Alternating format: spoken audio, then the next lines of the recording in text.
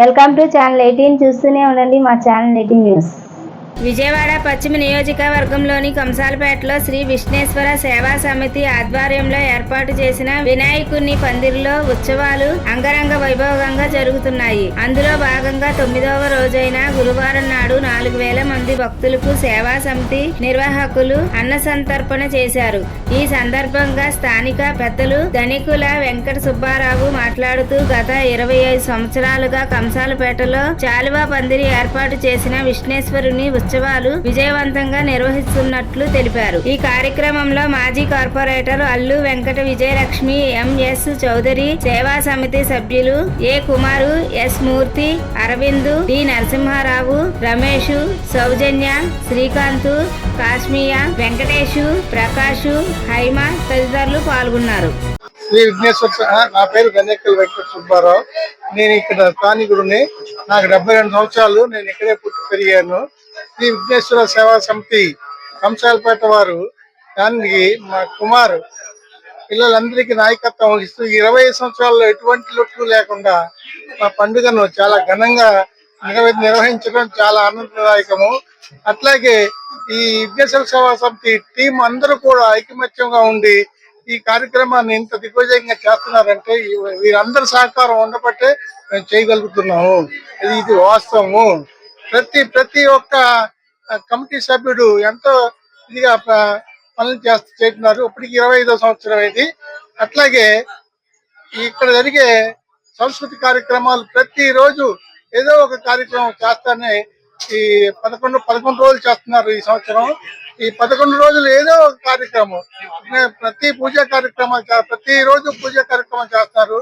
అందుకు ఇక్కడ ఉన్న ప్రజలందరూ కూడా పాల్గొని పూజా కార్యక్రమాలను దిగ్విజయం చేస్తున్నారు.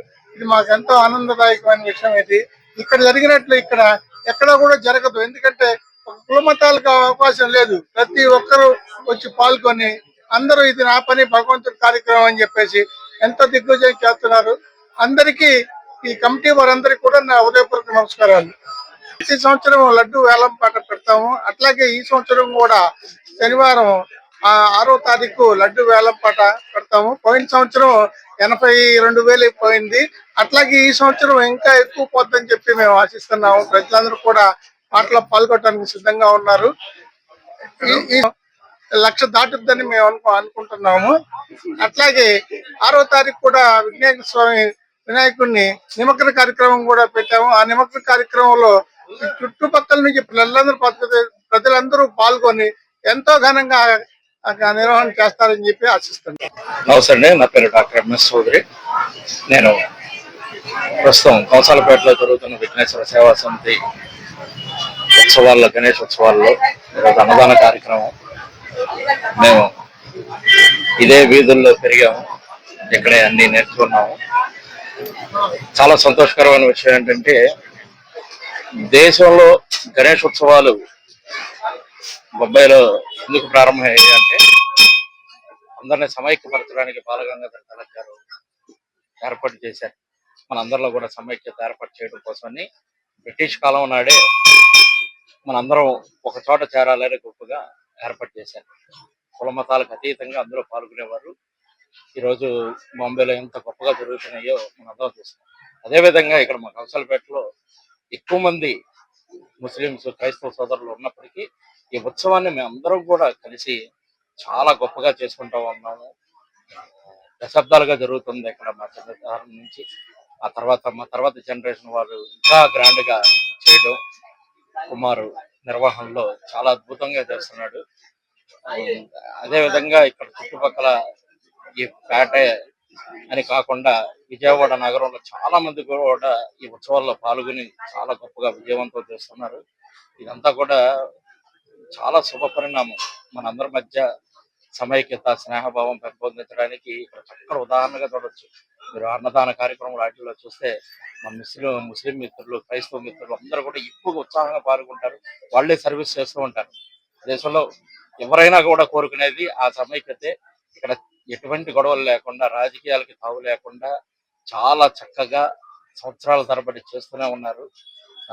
యంగ్ జనరేషన్ అందరూ కూడా, ఆ తర్వాత జనరేషన్ వారు కూడా ఉత్సాహంగా ఇందులో పాల్గొని నేర్చుకుంటూ ఉన్నారు. చాలా గొప్ప కార్యక్రమం విజయవాడలో ఇక్కడ జరుగుతున్నందుకు కంసాలపేటలో చాలా సంతోషిస్తున్నాను.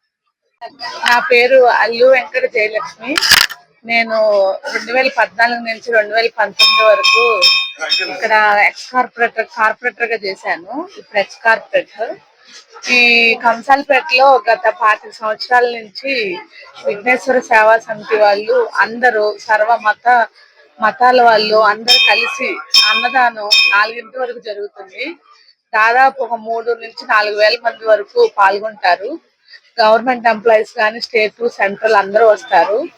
చాలా మంది మన పాత్రాదర్శపేట ప్రజలు, కంసాలపేట ప్రజలు కూడా అందరూ పాల్గొని ఈ కార్యక్రమంలో ప్రతిరోజు ఏదో దైవ కార్యక్రమం, విఘ్నేశ్వర కళ్యాణం, శివ కళ్యాణం, వెంకటేశ్వర స్వామి కళ్యాణం, మళ్ళీ ఈ రోజు అన్నదానం, రేపు కుంకుమ పూజ, శనివారం ఇంకా స్వామివారి ఊరేగింపు.